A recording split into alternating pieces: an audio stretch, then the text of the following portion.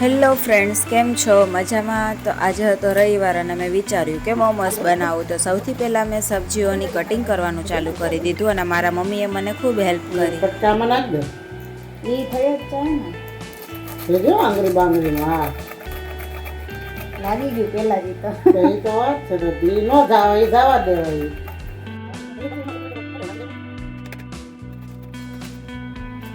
આજો લે. આયો લે.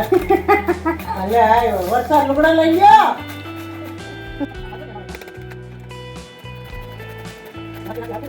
તડકો છે ભાઈ આનું કઈ નક્કી ન હોય. જોજો લાગી જાય નહીં.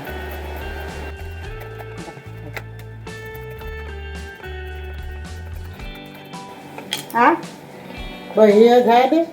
આ જાવ દો ને. હા તું જવા દે. આ કર ને આ કર ને ચાલે આ જવા દે.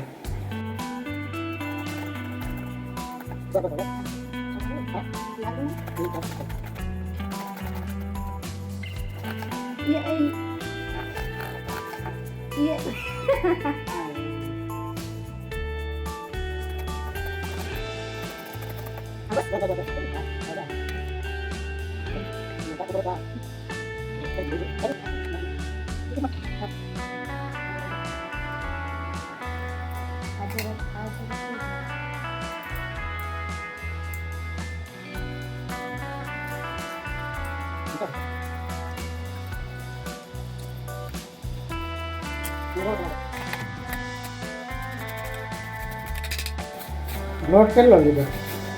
250.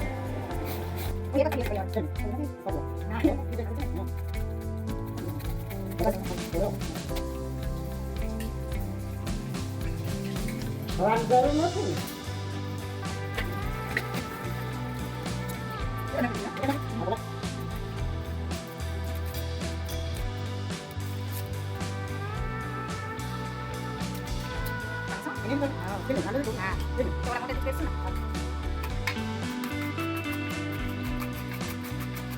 હાલ ખેર હા તો ઉમાય બાકી નાખતે હાલો છે ને તપેલામાં તારવાના એના સ્ટીમ કરવાનું છે. એટલે બાફવા આને બાફવાના છે એમ કહું. હા હો ને આ બધું બધું ઓલામ નાખીને પોટલી બનાવી એમાં હોય હું તો કહું બનાવવાની પછી એમાં નાખવાનું. એટલું એટલે કાચે કાચું નાખવાનું. કાચી હોય અને વઘારેલું આપણે 2-3 જાતના બનાવવાનું. બરોબર છે હારે છે જે દી આવી ગરમી તો જો કોબીજ, ગાજર અને ડુંગળીનું એકદમ ઝીણું કટિંગ કરી લીધું. પછી મેં એમાં લસણ, આદુ અને મરચાં ઉમેરી દીધા અને આ બધી સબ્જીમાં મેં મીઠું અને મરી પાવડર ઉમેરી દીધા અને તેલ પણ મિક્સ કરી દીધું અને બધી શાકભાજીઓને મિક્સ કરી દીધા અને થોડી વાર મેં રાખી દીધું. તો સૌથી પહેલાં મેં એક સાઈડ પાણી ગરમ કરવા માટે મૂકી દીધું અને હવે હું લોટ બાંધવાની તૈયારીઓ કરું છું. આ મેંદાનો લોટ છે, એમાં મેં થોડો ઘઉંનો લોટ પણ એડ કર્યો હતો.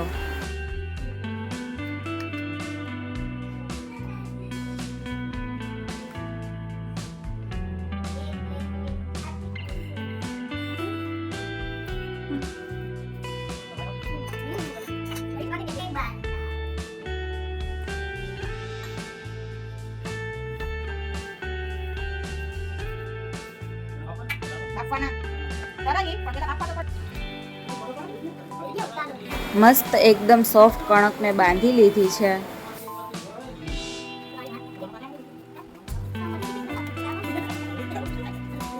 અને સાંભળો ધ્રિતિ શું કહે છે. देखो गाइस ऐसे सानी फ्री मोमोज बना रही है. જે સબ્જીઓ બધી રેડી કરી હતી એમાંથી અડધો મસાલો મેં લઈ લીધો. આ મસાલો હું ફ્રાય કરીને બનાવીશ. તેમાં મેં red chilli, green chilli, soya sauce, Schezwan ચટણી અને મેગી મસાલો ઉમેરીને મિક્સ કરવા લાગી. જોકે મીઠાની જરૂર તો ના પડે પણ તોય મેં થોડુંક મીઠું ઉમેરી દીધું અને થોડીક વાર એને ગરમ કરવા રાખી દીધું અને બસ આ સ્ટફિંગ તૈયાર છે. તો એક સ્ટફિંગ તૈયાર કરી લીધું અને આ બાજુ હું ચટણી બનાવવા માટે તૈયારી કરું છું, જેમાં મેં સૂકા લાલ મરચાં અને ટમેટાં કટિંગ કરીને બાફવા માટે મૂકી દીધા. 10 મિનિટ જેટલું મેં એને બાફ્યું હશે ને 5 મિનિટ એને સીજવા દીધું અને પછી મારા ભાઈએ એની ચટણી બનાવી દીધી.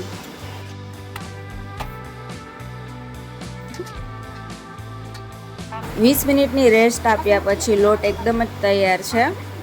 તો હવે એના લુવા તૈયાર કરી લઈએ. થોડા થોડા લોટના જ લુવા કરશું આપણે, એકસાથે બધાના નહીં કરીએ. અને હા, જે મેં બીજો મસાલો રાખી દીધો હતો એમાંથી હું પહેલાં બધું જ પાણી કાઢી લઉં છું. બને એટલું બધું કાઢવાની ટ્રાય કરજો, પણ સાવ ડ્રાય ન કરી દેતા, સેમી ડ્રાય રાખવાનું છે. અને આ આપણું બીજું સ્ટફિંગ પણ તૈયાર છે ને આ એકદમ જ સેમી ડ્રાય છે. પછી જે લુવા તૈયાર કર્યા હતા એમાંથી હું મોમોઝ માટેની પૂરીઓ બનાવવા લાગી. નાની અને પાતળી પૂરી બનાવવાની છે. તો પૂરી તૈયાર થઈ ગઈ અને સૌથી પહેલાં હું ડ્રાયવાળા મસાલાનો મોમોસ બનાવું છું.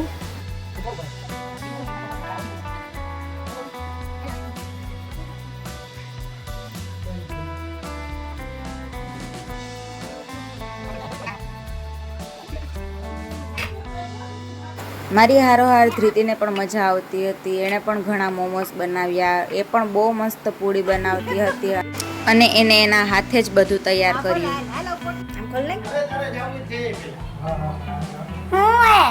હવે છે ને આમ જો અહીંથી આમ કર દે, પેક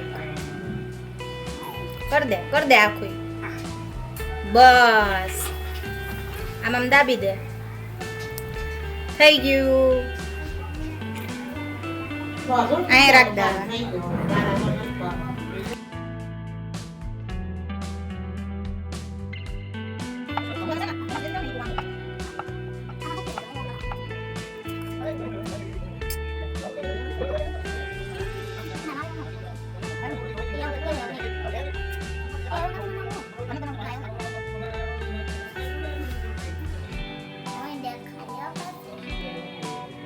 मेरी धृति ने बनाया.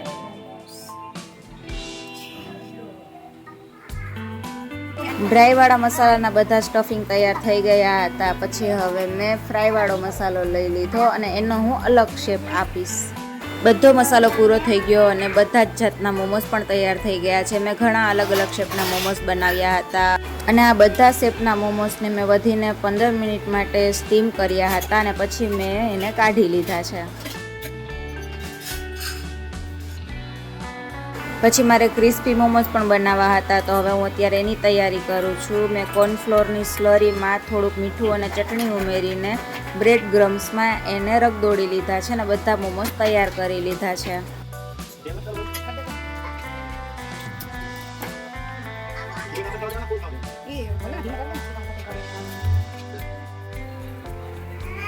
અને તળવા માટે મૂકી દીધા છે. આ મોમોઝ મારા ભાઈએ ફ્રાય કર્યા છે અને સરસ મજાના ફ્રાય થઈ ગયા અને અમે એને પ્લેટમાં લઈ લીધા. તો ઓલમોસ્ટ બધા મોમોઝ તૈયાર થઈ ગયા છે. તો હું એક પ્લેટ બનાવું છું, જેમાં પહેલાં હું રેડ ચટણી લઉં છું,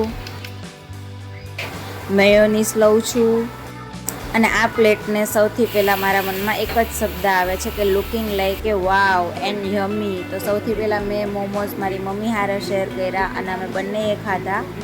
અને પછી મેં મારા મમ્મીને પૂછ્યું કે મમ્મી કેવા બન્યા છે, તો મારા મમ્મીને પણ બહુ ભાવ્યા. તો આજના વિડીયો માટે આટલું જ. જો તમને આ વિડીયો ગમ્યો હોય તો વિડીયોને લાઈક અને ચેનલને સબસ્ક્રાઈબ કરજો. Bye bye. Thank you.